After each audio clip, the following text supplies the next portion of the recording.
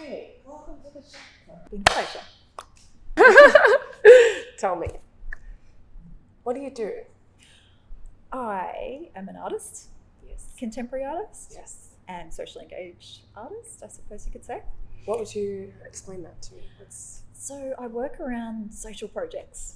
I will come up with a concept and then I'll do lots of research and I'll find ways to engage with people and get more of an insight and build around this inquiry or this topic. Yes. And once I have a nice body of information and concepts and imagery and that sort of thing, I'll then start to bring it together, and sometimes it's an exhibition and sometimes it's an interaction with people, or they'll come in and help me make the work. Okay, cool. Yeah, so an all-round collaborative thing that just keeps building on top of itself. Yeah, and it Amazing. usually feeds into the next project Yeah, too. cool. Yeah. How did you become what you are?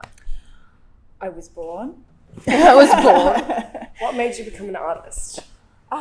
It was just there. Yeah. From really early on, I was probably more interested in making stuff than actually playing sports or anything like that. You're a creator. Born creator. Absolutely. I love that. Yeah, so I mean, I've had an interesting life where I've done a lot of traveling and I've done a bunch of other stuff, but I just kept coming back to art. Yeah, it always stayed there. Yeah. It does, doesn't it? It does. Tell me about APIQ. What is APIQ? APIQ. Yes, so Art Projects with Integrity, Queensland. That actually grew out of a project earlier this year that I did with the Horizon Festival. Oh, cool. Yes. So it's pretty new to the Sunshine Coast, as in like returning. I've been in Melbourne for a decade or so and a little bit of time overseas. Yes. How did Melbourne go? Oh, it's Melbourne. Yeah. Great place to study art Yeah. and get involved in arts organisations and the community there. And yeah, it's a really good stepping stone, especially if you want to sort of do little trips internationally and that kind of thing too. Yeah. But it was great coming back to the Sunshine Coast and through the Seed Pod residency with Horizon earlier this year, I decided to look for integrity on the Sunshine Coast. And that was my way of getting to know what people like here again. Cool. Yeah. So I went around and I asked people for their advice on living with integrity. Yeah. So that grew into some really good connections with the locals. And a couple of people wanted to be involved with the project. And then Do you want me to? So sorry. Do you want to start that question again? Or? No. Okay, cool. Continue, please, telling me about APIQ. Sorry about my phone.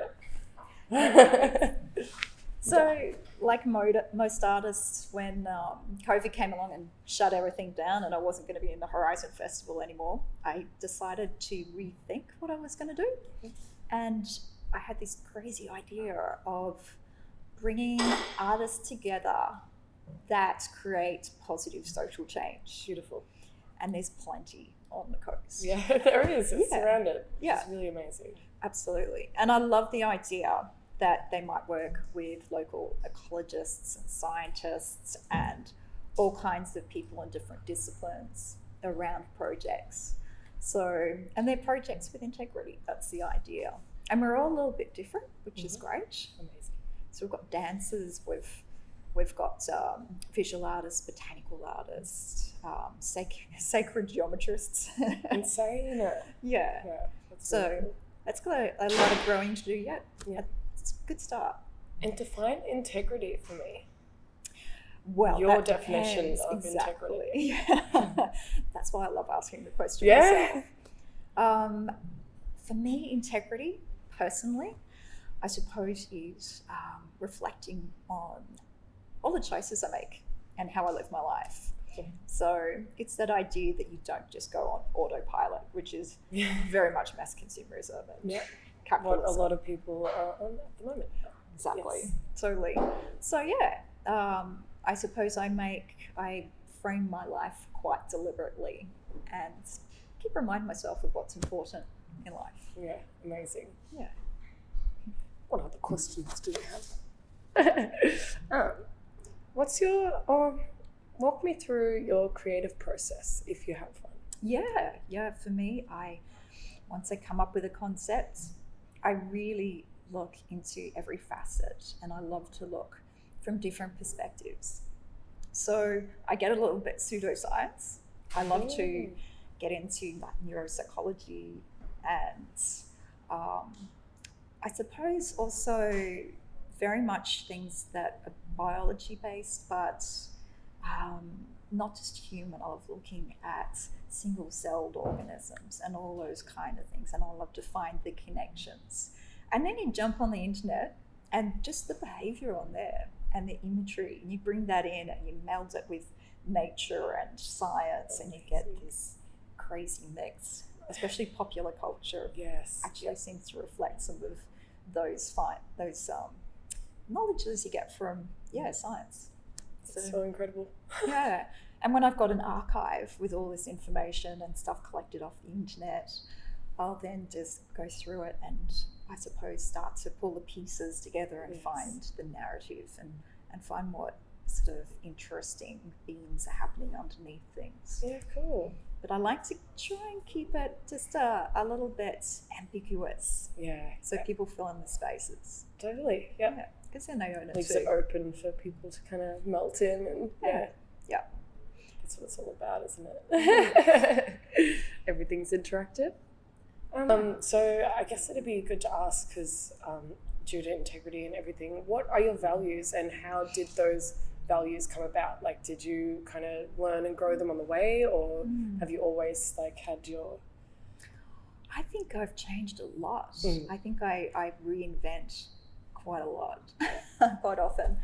I suppose I've had sort of an interesting upbringing where I grew up in Sydney, in the city, like inner city. So there was that real city kid sort of thing happening.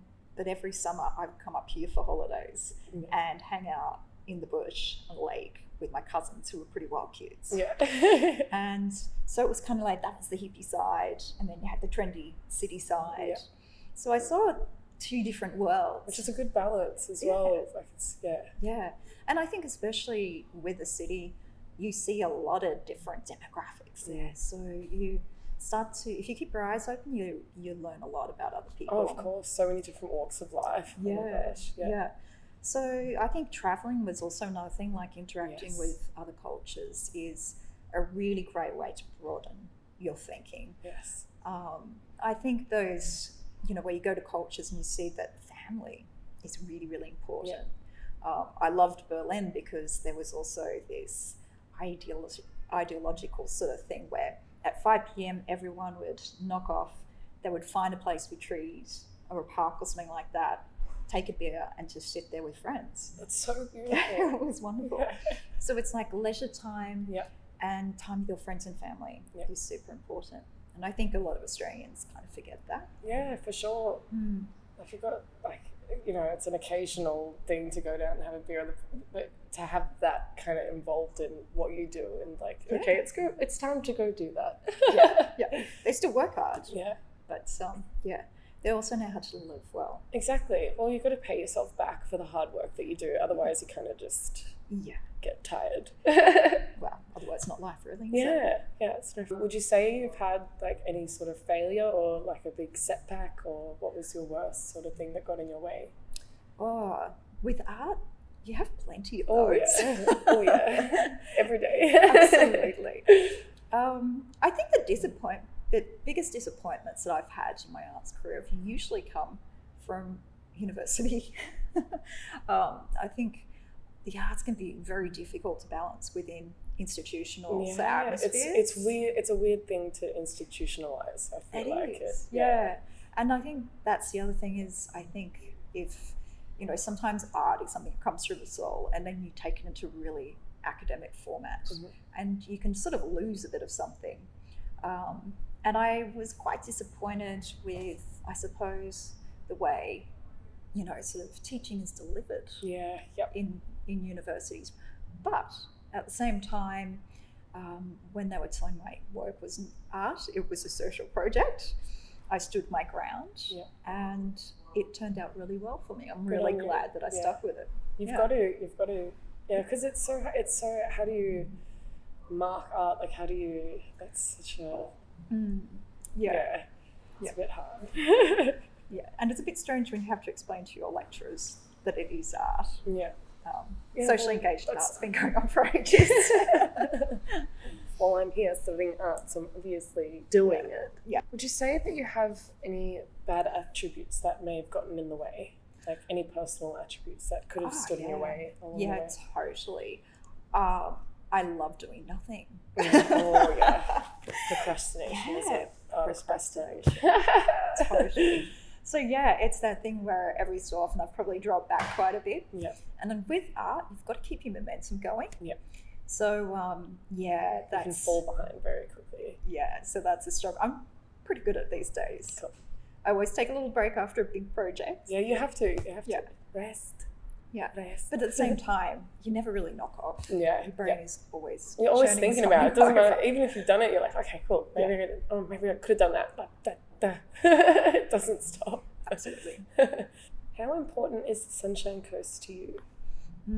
What does the Sunshine Coast mean to you as well? Well, even though I grew up in Sydney, this was always my home. Yeah.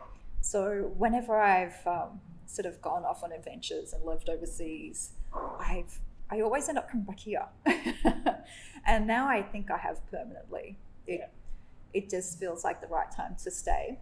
I feel like I've gone off and had a lot of different experiences, and now I can bring them here. Yeah, totally. Yeah. And it's the perfect time where everything is around every corner, like in Nambour and all around this. It's coming up. It's really awesome. Absolutely. The coast is growing and it's really vibrant. Rapidly. And But Well, it's anyways, alive as well. It's constantly new and it's nice.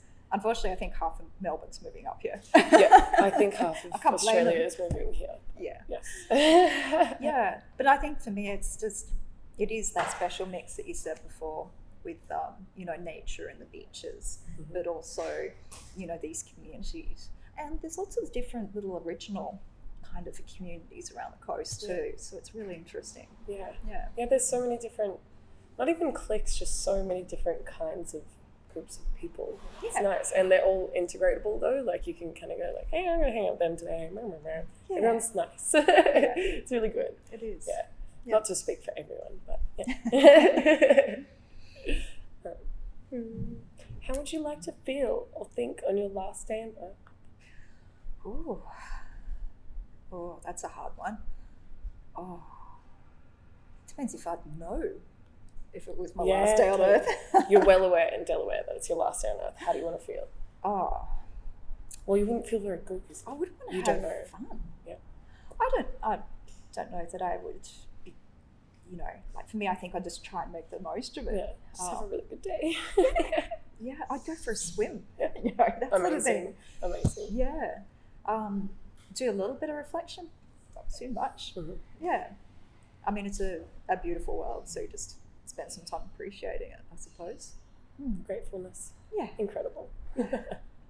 And do you have a message for our Sunshine Coast community? Well, I suppose, take a moment to consider what it is to live with integrity for yourself. Yeah. And if you can bring, those sort of personal principles into everything that you do in life, then it's just going to work out for you. Yeah. And you're going to feel really good. Thank you. It's been a pleasure. Yay! That was awesome.